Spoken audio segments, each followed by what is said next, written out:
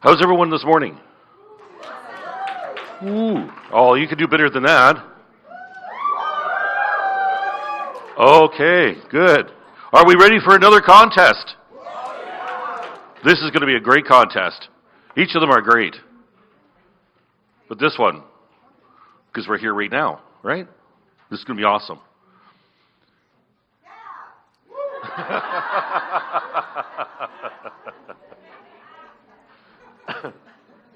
Thanks for that randomness. That was cool. That was cool. Thanks. So the contestants are all ready. The judges have all been briefed.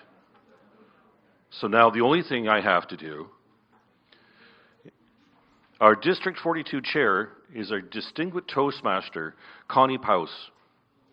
Connie is a long-time member with Wild Oats, Pile of Bones in Regina. Please welcome her to the contest, and let's get this thing started.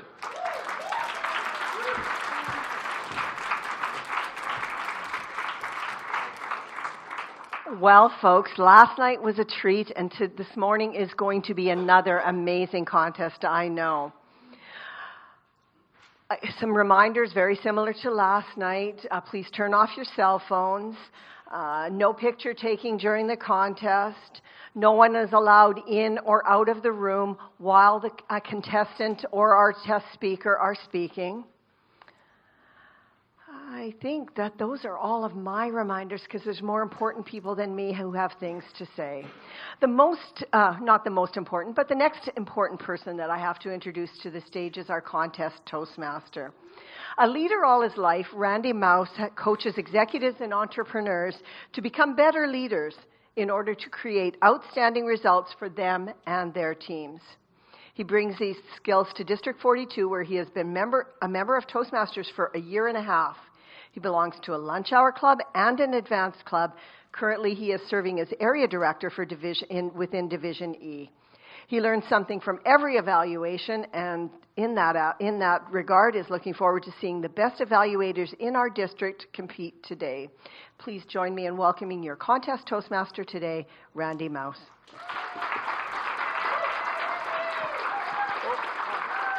Fist bump. Well, it is, great to see y'all, and be here, and yeah.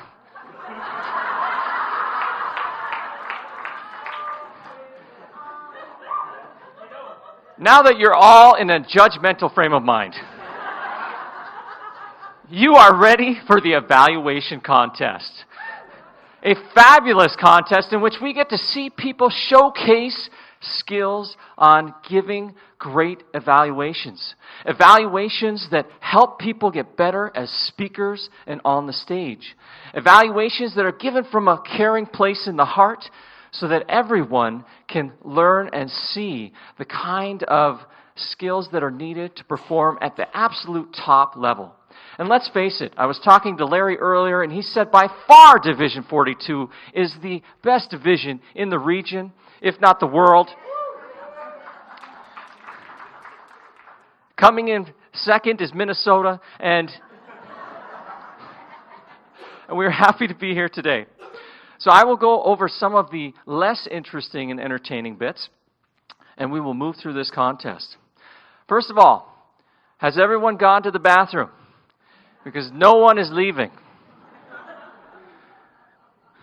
Especially not while the speakers are speaking, as we want to respect their time up here. If you absolutely do need a break, we encourage you to take that during the minute of silence between speakers. Will you please show me that the lights are working?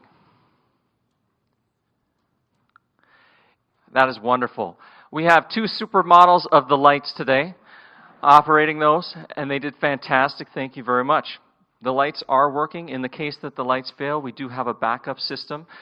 We have colored cards for the contestants.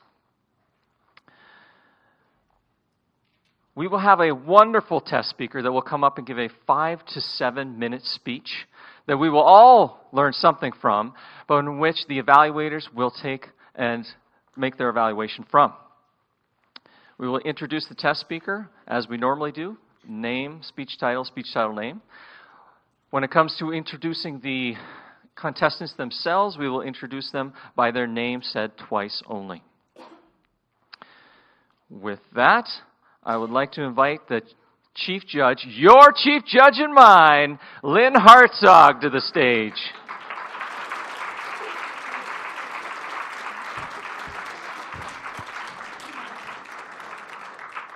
We're getting advanced. We're doing fist bumps today. Thank you, Randy.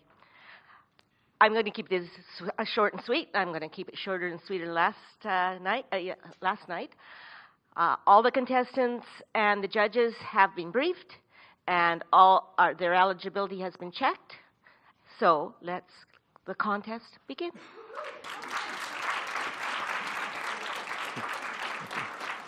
Thank you, Lynn.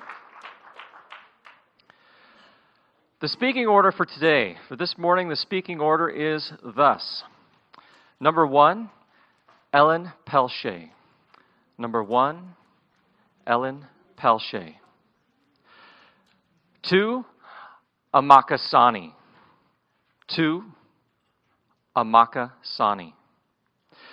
3, Deborah Thompson. 3, Deborah Thompson. 4, Lori Winnitowy. 4, Lori Winnitowy. 5, Anthony Sanni. Speaker number 5, Anthony Sanni. 6, Kelly Snider. 6, Kelly Snider.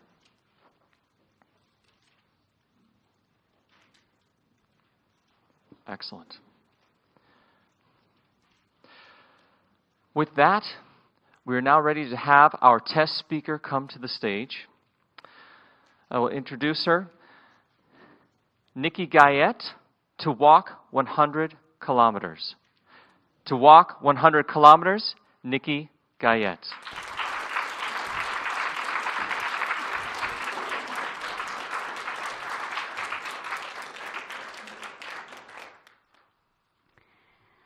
Let's see a show of hands to those of you who support a cause or a charity. Wow, I wasn't expecting that. What great Toastmasters we are.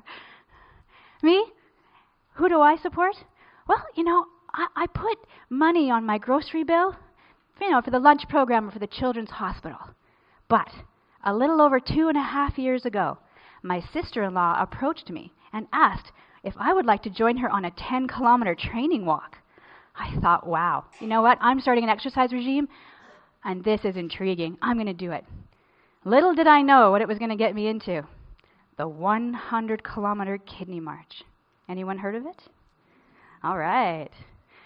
Now, we all arrived on time for this training walk, and there was about 6 marchers in all wearing red and white. And the biggest smiles on their faces. Clearly, they were happy to be there for this 10-kilometer stroll. The group was primarily women, so you can imagine how long it took for us to get started. But by the end, I was motivated and excited because they were telling me stories about why they were walking. They were walking for their loved ones. They were walking for their best friends. And some were even walking for the children in Children's Hospital. Needless to say, I was inspired because I knew I could do the same thing for my sister-in-law and niece, both of which who suffer from kidney disease, polycystic kidney disease. Now, when you tell someone, I'm going to walk 100 kilometers in 3 days, their faces pretty much tell you just how crazy you are. Little did I know just how crazy it was. I was one of those March virgins that think, it's just walking. I'm going to put one foot in front of the other, and I'm going to make it to the end of the day, no problem. Piece of cake. So I trained 10, 15, 20-kilometer training walks all summer long to get my feet ready for the onslaught they were going to be going through in September. And I even got my fundraising goal of $2,200 in 6 weeks. Thanks to my support from my friends and family. That made me that much more determined to walk the entire 100 kilometers. Let's jump to day 0. Orientation event. All right. It was more like a pep rally, though. We got our badges and our lanyards, our schedules for the weekend, and they got us hopped up on fun and joy, which I understand now why they do that. Those organizers are sneaky people. But they sent us home that night for get some rest because we had to be back at the hotel for 6 o'clock in the morning to catch our buses. Day 1. Everybody arrives, big smiles on their faces, eager to get the day started. And they hopped us all on 100 marchers in total on 3 yellow school buses down to Millerville Racetrack so we can start the day. How fitting.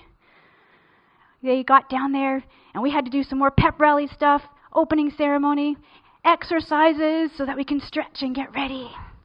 And then we started. So, yeah, I managed the first 15 kilometers, no problem. Little effort. It was awesome. They had these stations set up every 3 to 3.5 kilometers with all the essentials. They had vans driving by, honking their horns. They're all in costumes, cheering us on. It was awesome. Motivational. It was the best experience ever. But then after lunch, we got to our first hill. Yeah, that thing pretty much promptly stomped out the pep in my step. I got to the top heaving, exhausted, and the crew members up there were all congratulating us, but not because we made up the hill, it's because we made the halfway point for the day.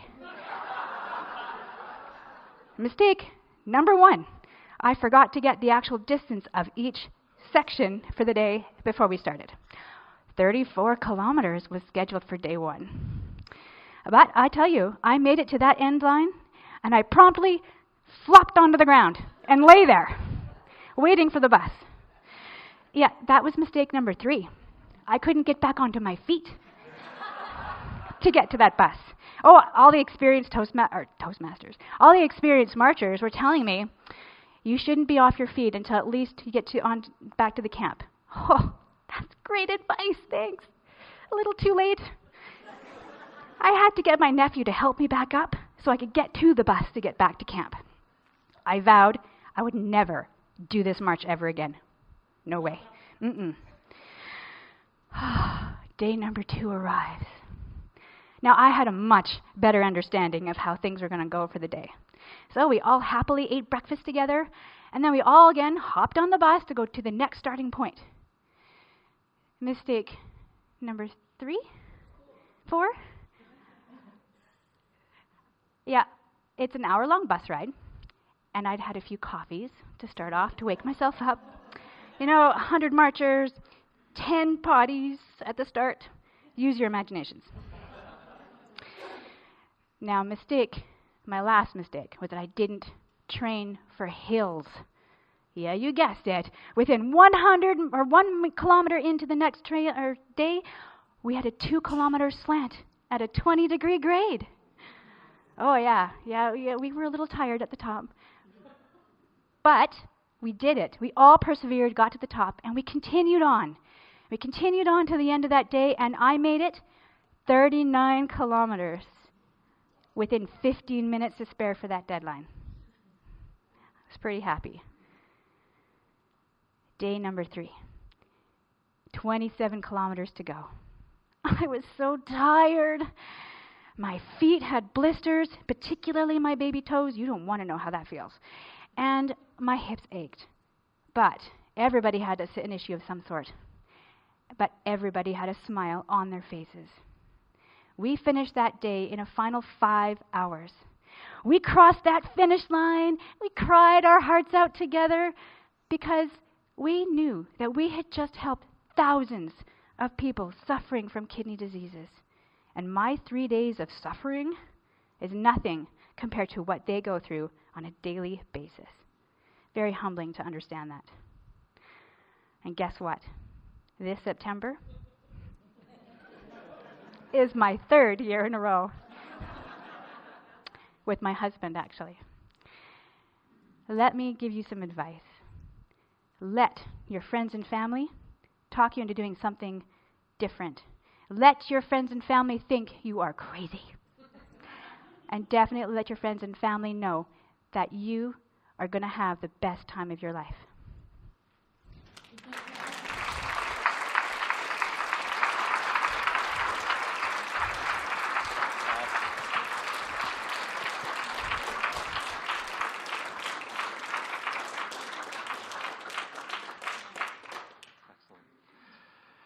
I will now invite the Sergeant-at-Arms and the contestants to exit the room so that they may prepare their notes.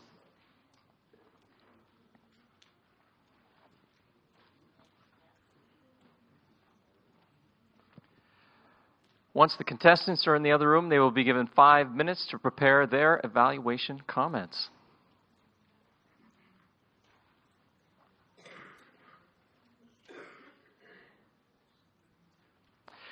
In the meantime, could I get another big round of applause as we invite Nikki back up to the stage?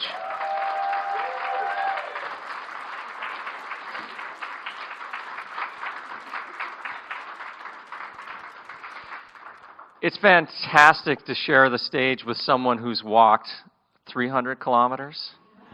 200. I haven't made the actual other 300 yet. Getting there, though. You know what? I'm going to give you credit for those 100 because you're up here today. And we all walked 1 kilometer this weekend. You can add that to your total.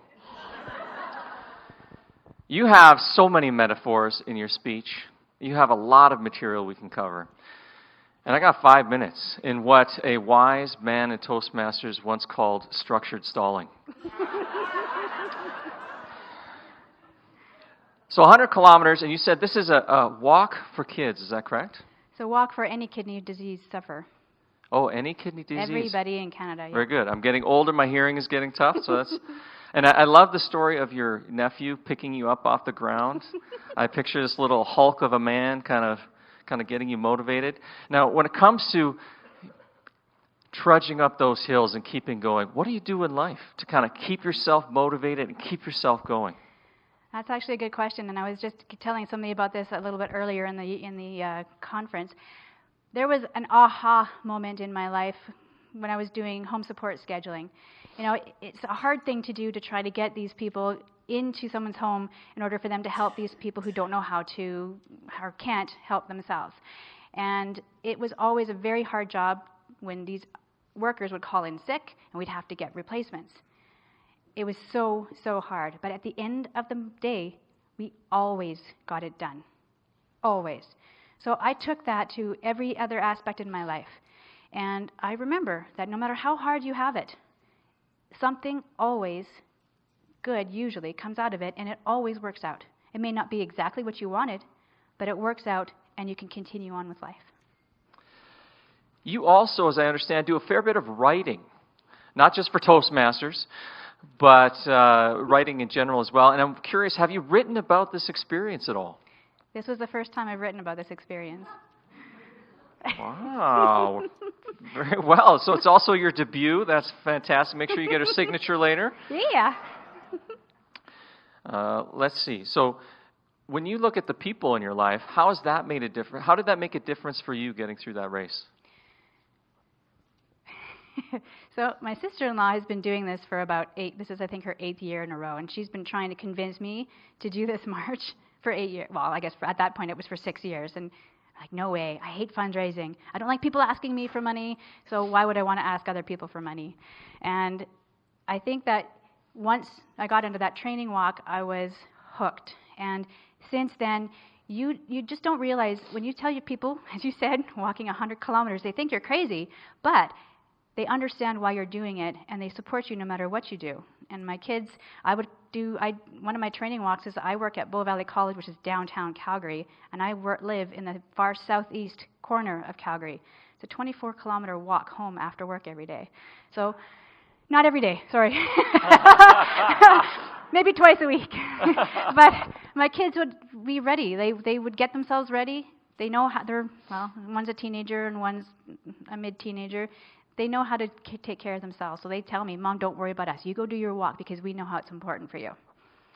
Wait, so they didn't walk with you? They didn't volunteer to do that? Not yet. We're working on it. Maybe next year. The wisdom of youth. my understanding is also that you like to draw portraits. Is that right? I do, yeah. I think it's wonderful. I've done the Spartan race before, and we've taken pictures beforehand, and then we've taken pictures after. Now, if you were to draw a portrait of yourself before and then after, what would that have looked like? What would have been the difference? Well, this is me before. And this is me after. But you were still standing. I was still standing. Oh, yes. And actually, I didn't get any blisters or any pains last year because I trained so hard. I walked the entire 100 kilometers with very little pain. So last year wasn't too bad. But the first year, oh my gosh, we were standing. Most of us were standing and giving each other hugs at the end. But secretly, we're all thinking, I want to get off my feet. I need to get off my feet. But we weren't allowed because we had a closing ceremony to go through. Yeah, there's a closing ceremony and everything that we have to go through as well. Lots of fun. Wow, so you get to the end and they're keep standing. We keep standing. That's your reward for getting through 100 kilometers. Well, we keep standing for a while. At least they didn't tell you to walk home. Well, we get to keep standing for a little while, and then we go into a tent and we sit down and we watch a video of all of us walking the entire weekend. Oh, so you can see your transformation of your face go from... We get to see the pain through people's fake smiles. Yeah. So it's not quite like the pictures they take on the roller coaster when you're going through? No. Not quite that. Not that. No. Fantastic. And was this a family event for you? You mentioned your nephew. Did you have other family that went with you? My nephew and my sister-in-law walked the first year. And my sister-in-law actually has had her kidneys transplanted. She had, both of her kidneys looked like the size of footballs. So she was 9 months pregnant with footballs. And she walked the first year that I went with her kidneys like that. And then she had a transplant last year, or almost a year and a half ago now. And she tried to get ready to walk last year, but she couldn't. And this year she's walking. And she's walking with one kidney. She got a living donor. And so she's our inspiration right now. And my husband and I are both walking for her. And my niece, but my niece isn't quite there yet. But yeah, she's been a trooper through this whole thing. Wow, that is fantastic, and that's wonderful to hear. Very wonderful to hear. Your children are important to you as well, I sense. Were they cheering you on that day? No. So, I'll explain why. Close family, close family. No, we're very close. It's just that we're gone the whole weekend. We camp out. We start off the day at that trace track. They bus us to a camp where we camp out for the whole weekend, busing back and forth. And my kids are 16 and 14. Really, they're going to be bored to tears. I don't know what they would do. And you have to be 16 to volunteer. This year is the first year that my oldest could actually volunteer. But he's not going to come. He's got more important things to do, teenagers. So it's all good. But that's why. Fantastic. And as part of this, you said there's a bit of fundraising required as well. Yes, there is. And what did you learn? I'm curious, what did you learn from that process? I've learned that we have a lot of, no matter what's going on in our economy right now, we have a lot of very generous people. Very generous, and especially if they get something out of it. So I do a wine survivor, and the winners get wine. And everybody in the fundraising event donates one bottle of wine, as well as money for the actual event. It's in June, actually. Thanks, Christina. So, and everybody, so we get first, second, and third place, and everybody that donated, you get I was going to swear there, but a whole lot of wine. And they love it. If you can do a fundraiser, so that was what I learned, is that if you're going to do a fundraiser, make sure people get something out of it, because most people don't want to just give you money. I mean, some are very happy to do so, but usually it's way more rewarding for them to know that they're getting something out of it as well, especially when it's wine. So I learned. Well, I think you just found a number of new donors. It's in June. No, and that is wonderful. And did you find, because they had that experience, did that encourage them also, or engage them in the entire event a little bit more as well? No, not really. They just wanted their wine. No, I mean, they obviously support me, and it's a lot of my coworkers that do this. And I walk down the hallways, and people are, oh, way to go, good job, we're so excited for you, good luck. I mean, that's all I need. I don't need them to come and watch me. I don't need them to be emailing me or on my Facebook, even just a good luck is all I need, and I'm very happy with that. Well, that is excellent. Well, thank you so much for a terrific speech this morning and you. for sharing with us some of your insights on what you learned and gained from that experience. Thank you. Thank you.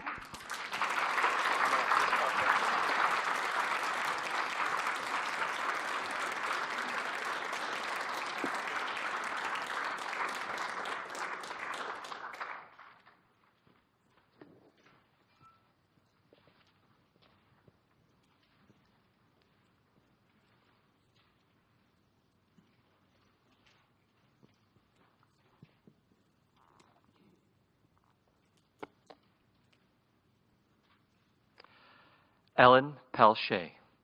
Ellen Pelletier.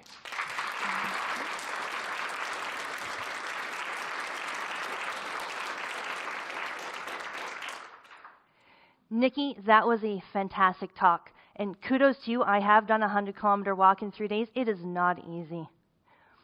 In your speech, you used the phrase pep in your step. So this morning, I am going to use PEP as my method of evaluation. P, where I thought there were positive aspects that made the story personal to me. E, where I have examples of how I think you could take your speech to the next level. And the final P, what I thought was powerful about your speech. What I found positive about Nikki's speech was the way you engaged the audience. Right off the bat, you asked a question. You got us raising our hands, you involved us. That helps me come into your speech. Like, where are you going to go with this? The eye contact was amazing. The humor brought me into the speech as well. And just your personality, just you were relaxed. So it helped me engage in your speech, so thank you so much for that. I have a couple of examples of where I think you can take your speech to the next level. One, you used the stage to show you had day 0, day 1, day 2, and you came back here for day 3. So when I think about speeches, I'm looking at body language, and one of my heroes is Craig Valentine, and he talks about when you've placed an imaginary prop on the stage, be aware of where it is so you're not doing things at the same time. So I had day 0, day 1, and then when you were doing something, I thought that you're turning backwards, and I thought, well, you're not going backwards. I would have liked to have seen progression continuing going this way, because it helps me in a visual timeline go forward. A second example is a couple of phrases that you said was, I was motivated, or there are big smiles. I would have liked to seen the facial expressions going along with the words that you were saying, because the vocal variety was there, the facial expression I thought could have mirrored that. Where I thought the speech was most powerful is your conclusion. It was, you stated it, I'm going to give you advice. The technique that you used was let your friends and family know, let your friends and family think, let your friends and family, whatever. And so when that repeat of let your friends and family, it's going to stick in my mind. Like, okay, I need to be aware of that. Thank you very much. So just to conclude, continue using different techniques to engage the audience with humor, opening questions, eye contact. Be wary of how you're using the stage in the progression of your speech. Make sure your facial expressions mirror what your words are, and continue using those powerful advice and imagery to help us stay on. Congratulations. Thank you so much. Thank you.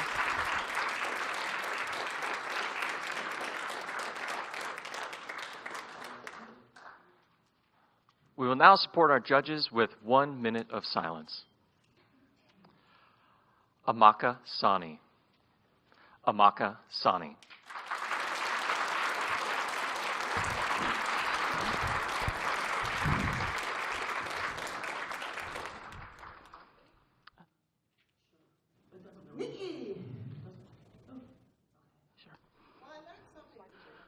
Now, to be a very good Toastmaster, all I need to do is support a cause. I don't need to take any of the Toastmasters programs. Why give a speech? Why bother? maybe attend the meeting so that I can remain a member and at least do some walking for my cause. Thank you so much for that speech. And while giving you my feedback, I'll focus on your content, delivery, and what I really love the most about your speech. I loved the introduction. You started by giving us an idea of what you were going to talk about, and that set the tone for your speech. It helped us to stay on track while you went through the story, talked about the purpose of the speech, and that theme flowed all through while you told us the story about your 100-kilometer walk. That was a lot of walking to do. During your introduction, when you talked about being sucked in by your sister-in-law, having no idea what you were getting into, you talked about, towards the end, while wrapping up your conclusion, you talked about why and how you felt after the walk. And that confused me a little, because I thought it was some sort of a conclusion, and then I was looking forward to getting a different story. So when you wrapped that up and then you got into the preparation of walking, I prepared for it before, the days before, the pep talk, hyped up on humor, and then you moved on to day 1 all through day 3. I was like, I was looking forward to a different story. So I think that would have been a little bit confusing for myself and maybe for some members of the audience, as to we have a little bit of a conclusion at the introduction, beginning part of the speech, and then we move on to the actual story, which is what we're looking forward to. So I'd say when you jumped in with that introduction and talked about getting ready for that 100-kilometer march, just move right into preparation, and then the mistakes you made, the lessons you learned, and how the walk went through all to day 3. Your delivery, I enjoyed the way you were relaxed on stage. You enjoyed every moment of it. You drew us all in. You're having a lovely walk. That was beautiful to watch. You had a great smile. When you talked about climbing up the hill and your hips ached, I would have loved to see a little bit of that, because anyone who's gone to the gym knows that the next day you cannot get up the stairs. That would have been awesome. But most of all, the little pockets of humor you had in the speech, and the lovely language, the descriptive language you had, drew us all in. We were on that walk with you. And I enjoyed every moment. I could see myself climbing up that hill with you, and I was like, oh boy, this is not going to be nice next morning. And that was helpful because it keeps us drawn in. We're focused. We don't lose track. So in summary, I'd say just remember when you start the speech to have that introduction and move right into the body so that you don't confuse your audience. Continue to have those little pockets of humor, because that's the apex of your speech and beautiful language. And most of all, keep that body language as big as it can be, because it's beautiful on you. Thank you.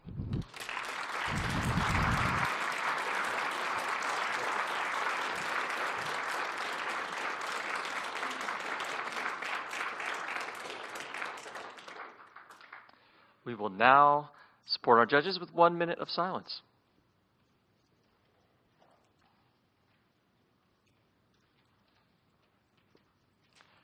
Deborah Thompson. Deborah Thompson.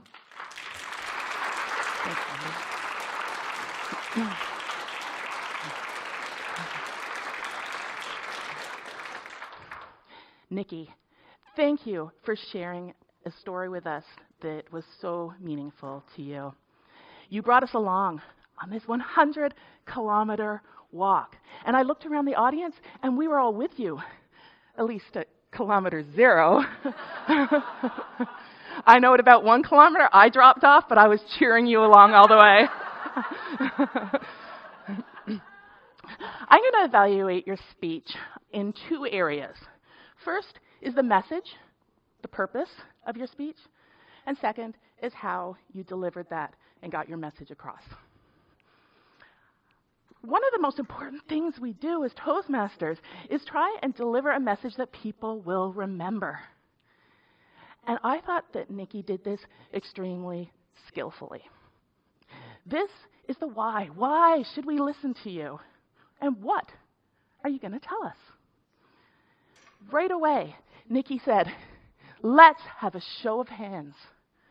Who has a charity that they support? This drew us all into it. We knew right away what she was going to be talking about. This was absolutely clear. In the end, Nikki had a call to action. So this is our takeaway. This is what we're going to remember from her speech. I thought that was really well done, and throughout the entire speech, I was clear on what message you were trying to deliver and what we were going to get out of it. With your story throughout the way, I felt you had the credibility. This is all the hard work you did, and it paid off in the end.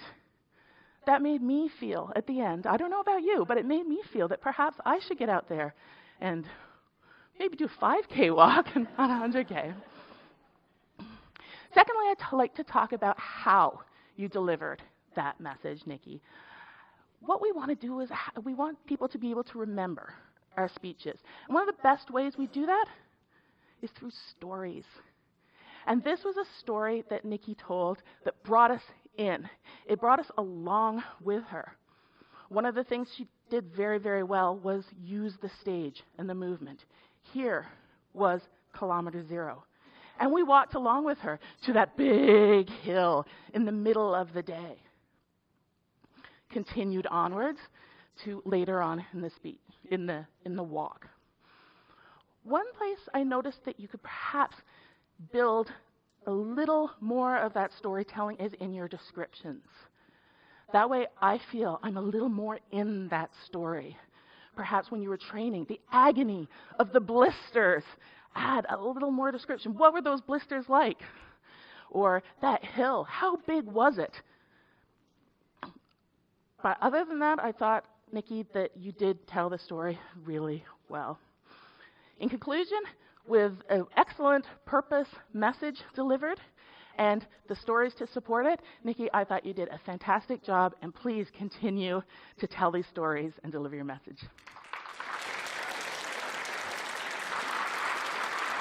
You want your notes?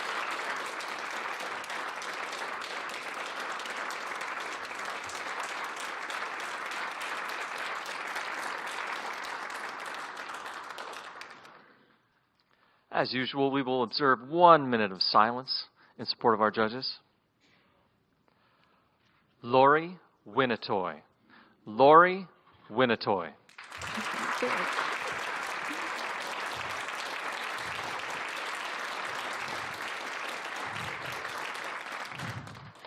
Contest Chair, Toastmasters, and Nikki, thank you for taking us on that journey. I think I have a sore knee from that trip I went on. In today's presentation or evaluation, I'm going to speak to a few things that I thought you did very well, and then I have a few recommendations for future presentations. I really enjoyed your opening because you incorporated the audience right away by asking for a show of hands. You received a lot of response from the audience, and right away we were taken into your presentation. For me, I was very curious. Where are we going with this? So it really piqued my interest. Very excellent opening. You shared a personal story. I personally really enjoy when a speaker shares a personal story. The reasons are because you can come up here and just be yourself. You don't have to think. You can just share your emotions. You're speaking from the soul. There's no pausing or having to think about what to say. You just come across as your natural self. And I thought with the journey you went on with this kidney walk, you painted a very beautiful picture of your journey, of preparing for it, of the joys of it, of the few pains that went along with it, and of course the success at the end, sharing the happiness at the end. You incorporated some humor. Your gestures were very natural. You were very expressive and easy to listen to, and very energetic. I think that's a very natural ability for you to keep that energy. It just seems to bubble out of you. A few recommendations that I have for future presentations is I thought right at the opening, your pace was quite quick. After you asked for the show of hands, you started right into your speech, and then it went into the body of your speech, and I thought, oh, wow, that went fast. So I would suggest to watch on the pace of your presentation. And with that, I found that with speaking quickly, on occasion you were backtracking your words because you were getting lost in the words. Perhaps incorporating some pausing, just slowing down for that second and incorporating a pause can just have you just stop and sort of regroup. And then that, of course, will complement the pace of your speech. Thirdly is you did make good use of the stage. However, on occasion, I thought there was just too much pacing back and forth. Perhaps you could break your story into thirds like you did day 1, day 2, day 3, and maybe use each part of the stage for that third of the story. Overall, Nikki, I really enjoyed your presentation. Please continue to share your personal stories because it comes through so lovely. And watch the pace of your presentation. Just slow down and breathe a bit. And we'll go on. We'll continue to go on your journeys with you.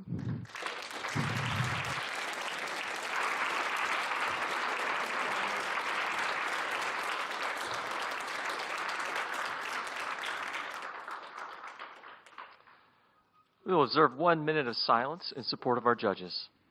Anthony Sanni. Anthony Sanni.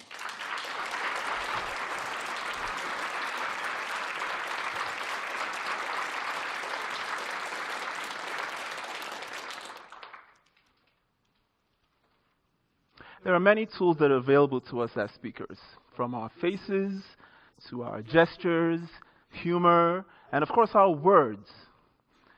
Madam Contest Chair, fellow Toastmasters, what I saw today was a potent combination of all the tools that a speaker has at their use. Nikki came up here and she showed us how to use each and every one of those tools in sync to drive a message forward. There's so much I could talk about, but I want to focus my evaluation of Nikki's speech on 2 broad categories. Let's talk about the verbal side of her speech and the nonverbal side of what she did. On the verbal side, I'll talk about some things she did really well and how she could improve, and same thing on the nonverbal side. Let's talk about the verbal side for a second. Nikki used words economically and powerfully. You can talk and talk and talk all you want, but there's something about a well-constructed phrase that really drives the message home. When Nikki said, 10 parties, 100 people, use your imagination. For better or worse, we did. And then she just left it alone. She let the words do the work. And that was very powerful. How could Nikki have made that speech even better from a verbal perspective? There was a concept in your speech, Nikki, that I think was critical for its success. 100 kilometers.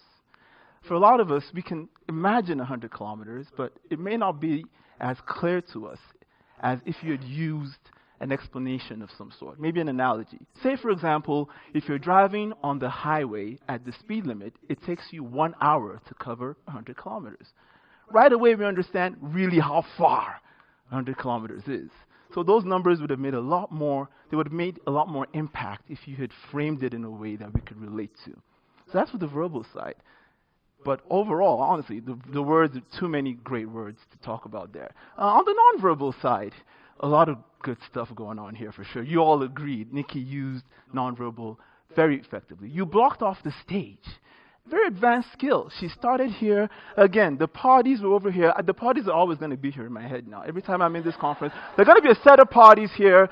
Very distracting. Thank you. So you started off, you used the timeline. So your race started here and kind of progressed. So that's a very advanced use of stage. Your face, of course, very animated. How could you have done that even better? 2 things I'll share with you. Number one is the timeline went back and forth a little from where I was sitting. So you were here, you moved here, then the hill was here. So if you're going to stick with the timeline, go all the way through. That would have made it a lot more effective visually for the audience. The second thing I want to introduce you to is the concept of the fourth wall. Anybody know what the fourth wall is? Fourth wall? In acting, that's when you have 1, 2, 3, then an imaginary fourth wall. Why is that important? There were points in your speech where you were going up a hill. Instead of talking about going up the hill, imagine the audience is in there and actually go up the hill. But overall, fantastic speech. Improve your verbal, enhance the nonverbal, and I wish you all the best in speaking in the future, Mr. Toastmaster.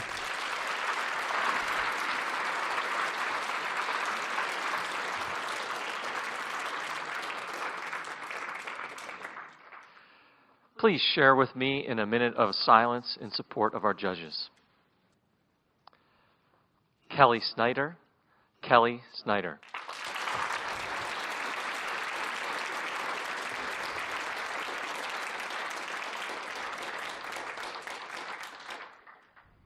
Mr. Toastmaster, fellow Toastmasters.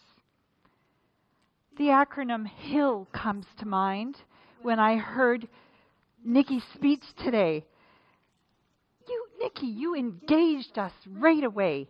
We were there with you. You drew us in and you planted the seed because right away she gave us the guide, the roadmap, to know that it was a good cause you were taking us to. And you had huge impact with that hill. It went pow! And we could all relate because it sounded grueling.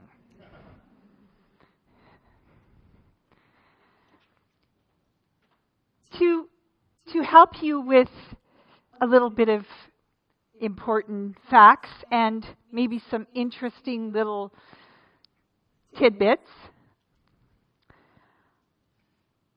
I loved how you said your best friends and your loved ones and the Children's Hospital. However, I would have loved to have seen your best friends, your loved ones, and the Children's Hospital. And this kind of gives us more of an engagement and a personal connection with each of the audience members on each side. And then you could pull yourself back into the middle for the Children's Hospital or whatever point you want to drive home. And when you said step up, when you had to step up, I would love to have seen that dramatic step up. Really lift those feet so we can feel that. We can feel you going through the motions, going on that trek. And also, when you said we cried our hearts out, I would have loved to have seen more emotion driving that crying, making sure that it really pulled us in. And perhaps with the crying, a pause and slowing the breath down and making it kind of quieter voice.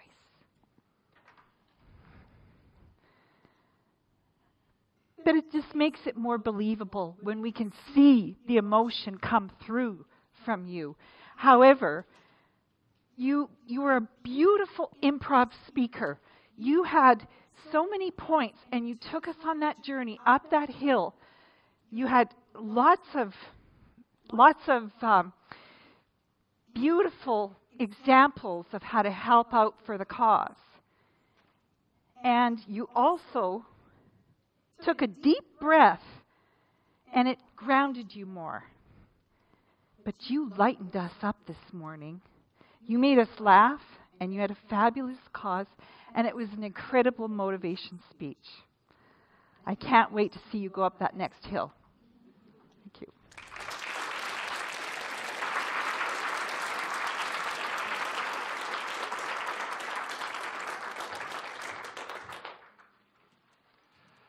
We will now have a seemingly limitless power silence. You may now take a collective deep breath.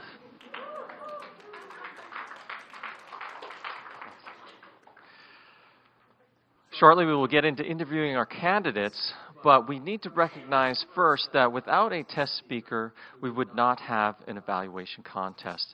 I would like to invite Nikki up to receive a recognition certificate of her contribution to making this all happen. Thank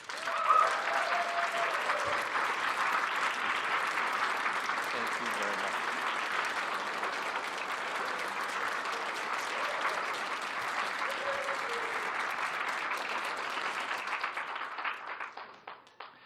And now I will invite all of the participants to strut their stuff and invite them to the stage to stand in order in which they spoke. Absolutely. Thank you.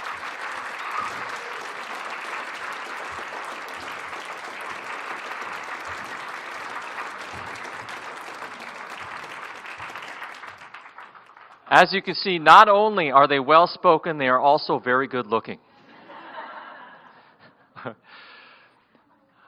All contestants, though we put in a lot of work on their own, are members of a community that have helped them come along the way. So for that, I would like, as I give each of you your certificate, to share your club and your area and your division, if you would.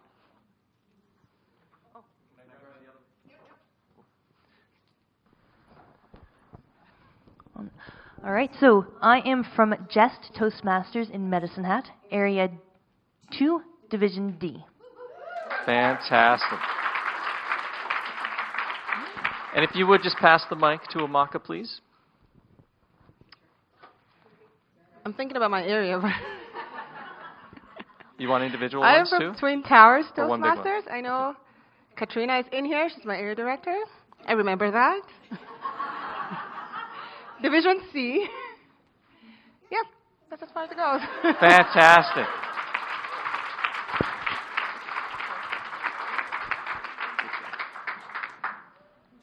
I'm with Tireless Talkers, Division F, and I can never remember our area. 29?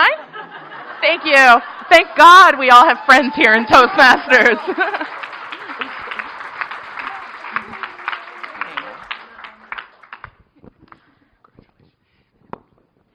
My name is Lori, and the club I'm from is Speaker's Corner. Thank you for the cheering section. We are in Area 24 and Division B. Fantastic. My name is Anthony Sanni. I'm with MVP Advanced. Thank you. Division A, Calgary, Alberta.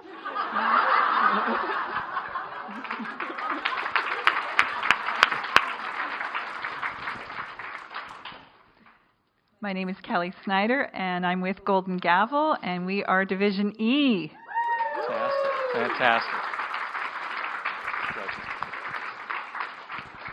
Excellent. So I have some questions that are personal questions, and then I have tough questions. Is that okay? All right. Fantastic. Perhaps first what we'll do is I'll have everybody take 2 steps forward.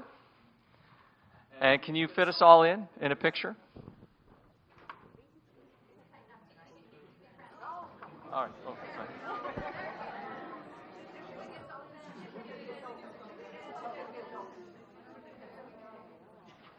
It's like they've never been to a contest.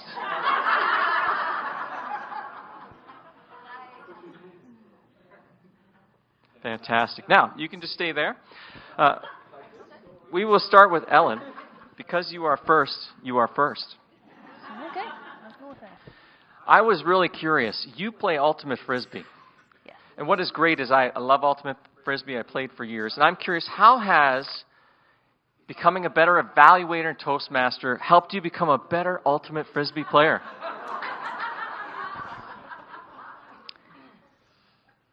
Well, Ultimate Frisbee is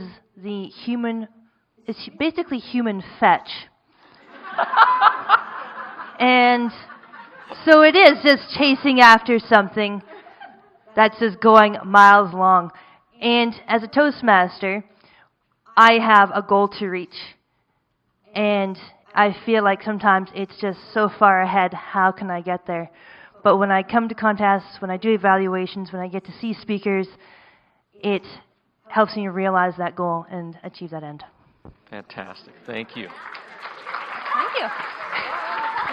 You're off the hot seat. Amaka. That plays into my question very well. How has becoming a better evaluator through Toastmasters improved you as a mother? Besides that practice look she gives. Well, I think it has done a very good job. I say this because I was informed by the lady in my day home that my 3-year-old, she will be 3 in May, she told her, Auntie Sarah, we need to have a discussion. So, I think I'm doing a good job of talking to her and say, Sophia, we need to talk. This is great, but maybe we want to consider being nice to people. Let's not push people. So now she has conversations with people when they do something wrong. She said, that's not nice. So I think being a better evaluator has helped me teach my daughter to be very vocal, to learn to correct people, and to be confident. So overall, I think that's well done.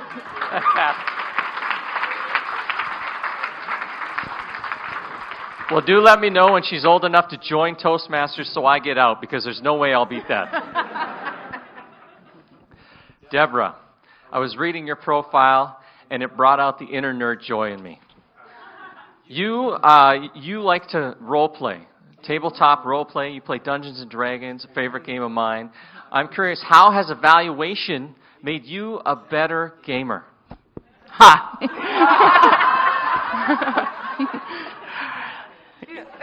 That's a really good question. 20 minutes or less. 20 minutes. Our Dungeons & Dragons group is 15 people. And if you've ever played Dungeons & Dragons, you know that is a huge number of people. We've had to divide up into groups doing different quests. But the problem is we have a lot of people who have similar personalities on each team. And when it comes down to the simple thing of opening a door, we argue about it for hours. How are we going to open this door? Why is it locked? Who's magic? Or should we just batter it down?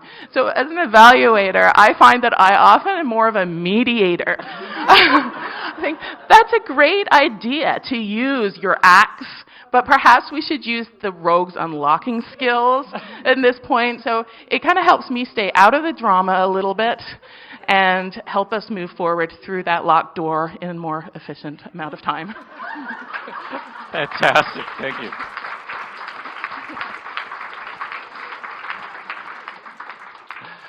Lori, not everybody...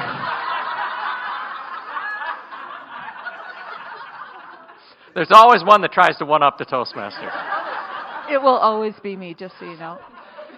Not everybody knows about this, but I consider myself Can-American. I grew up in the States, in Minnesota. We are not cheeseheads in Minnesota. That's Wisconsin. But I grew up there, and we would do bowling. We would go up bowling. We only had 10-pin bowling. And I came up to Canada, and we have this very interesting type of bowling called 5-pin bowling, which I found fascinating. So here's what I want to know from you. How has becoming a better evaluator through Toastmasters improved your bowling? Well, Randy, I started bowling when I was 10 years old, and I stopped bowling before I started Toastmasters. This is a tough question for me, and I'm usually not tongue-tied in an answer. But I think because my dad was the first Masters coach in Saskatchewan, and he was an excellent coach of all the youth in the 5-pin bowling era, I had, obviously, a personal coach with my dad. So I learned the proper techniques of how to deliver. There's technique, by the way, in bowling. Like, the 3-step and then your delivery. It's just like golf, you want to your golf swing is like this, and golfing's the same way. I learned that technique the right way, and I could carry it through my youth and my adult bowling competitions. I did find as I did get older, when I saw the younger kids coming up, I knew who was coached by my dad because of his technique. I didn't evaluate them, but I knew, okay, you've got it right, you're going to succeed. You guys, I think I got to work on you. Oh, sorry. Oh, wow.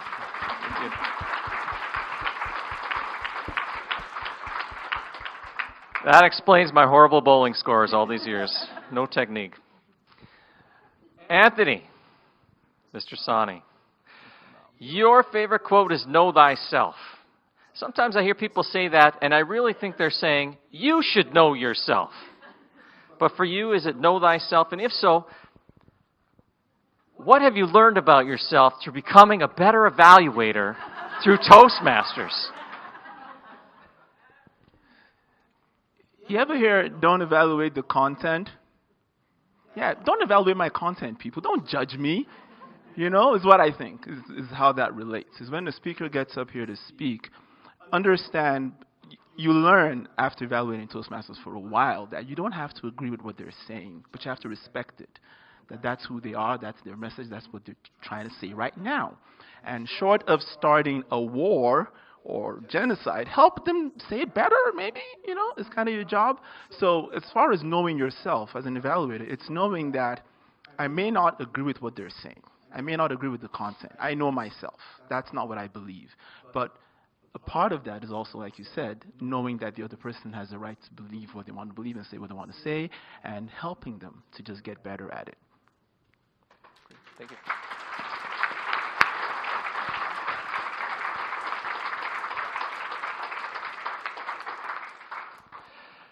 Now, Kelly, as I read your description, I sensed that you are a brave person. Not just for getting on the stage, but because you like to go underwater, like deep underwater with all kinds of metal on your back, something in your mouth so you can breathe air and whatnot. They call this scuba diving, as I understand it. I don't know. I applaud you for that bravery. How has becoming a better evaluator through Toastmasters made you a better scuba diver? Oh, Randy, just you don't even know the half of it. That's why I'm asking. Well, when you speak, when you do a speech, you plan the speech and then you do the speech. Well, when you scuba dive, you plan your dive and then you dive. Because if you don't plan well with all the details, like how much air you have in your tank, for instance, and make sure all the equipment is working, and make sure that you're going to live through the dive. However, you won't die if you get up and speak, but you could die if you don't plan your dive right. And just all the little details that go along with planning and getting it right for the dive underwater. But sometimes you come up with, you see these weird creatures. Well, I think there's some weird people in Toastmasters. But that makes it fun and unique. And that's how I can compare to evaluation. Better evaluation. With Fantastic.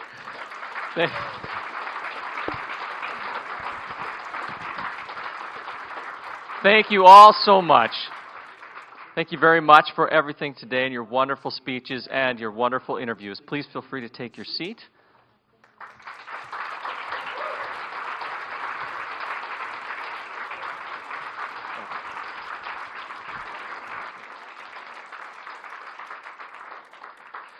I would now like to bring our chair, Connie Paus, up.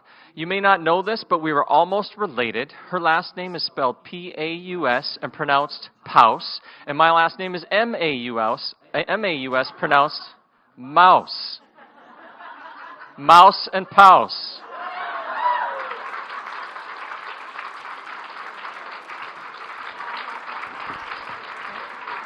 You can see the resemblance, right? Yeah, exactly. I love it. Can you bring the trophies over here? Wow. I am incredibly amazed at the quality of people that we have here in District 42. That really was quite a contest. Now it's time to find out the winners of our contest, because unlike in a club where we get evaluation, this is a contest, and it ultimately draws forward to a winner.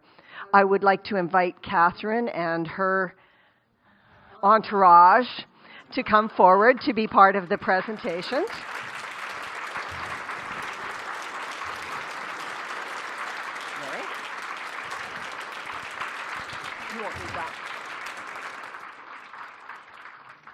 Now, the first thing that I will tell you is that there were no disqualifications for this contest.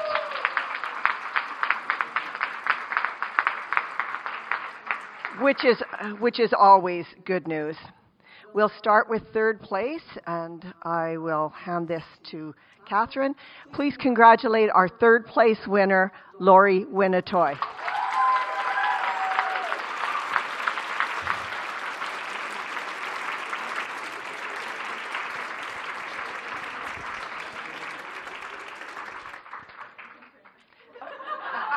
Stand beside Catherine for a picture.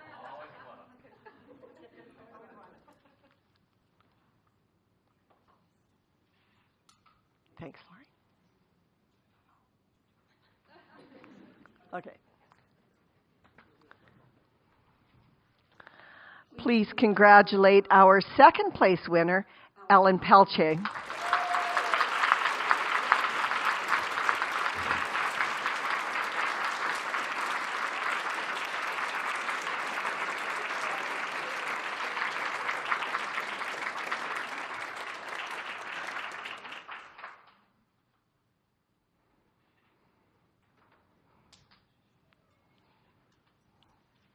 Now, could you give Catherine the big trophy? Catherine. Terry can take the trophy, and Christina can. That's what we just, this whole protocol thing, you know, you got to get it right to the right detail. Please, let's have a bit of a drum roll, please. We know how to do that. And congratulate Anthony Sanni, our winner of Table Topics, or of Evaluation.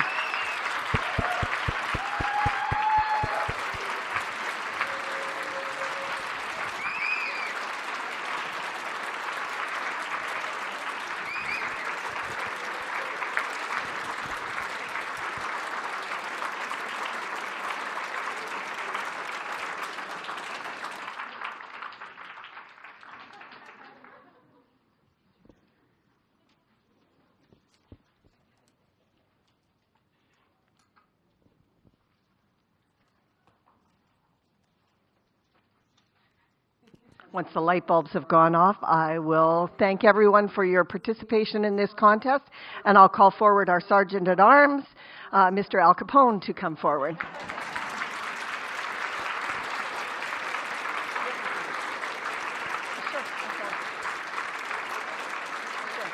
Okay, I guess we're doing one more picture.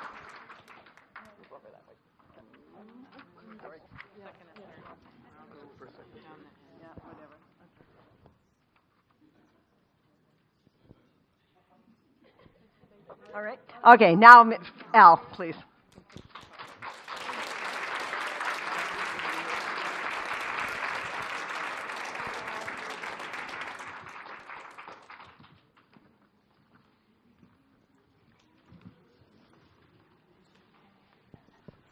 Thank you. What a contest, right?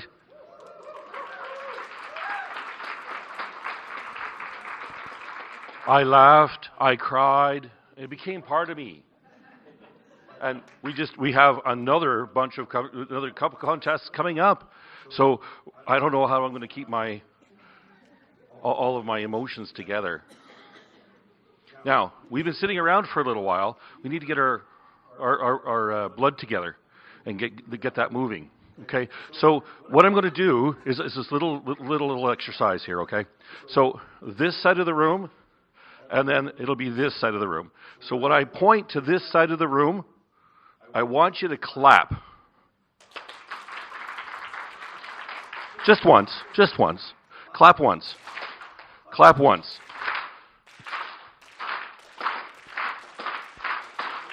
Thank you. I appreciate that. Sergeant at Arms are usually not clapped for, but thank you. I appreciate it. Hold it back. So, now that we are all charged up, we have our next thing on our agenda, which will be our business meeting.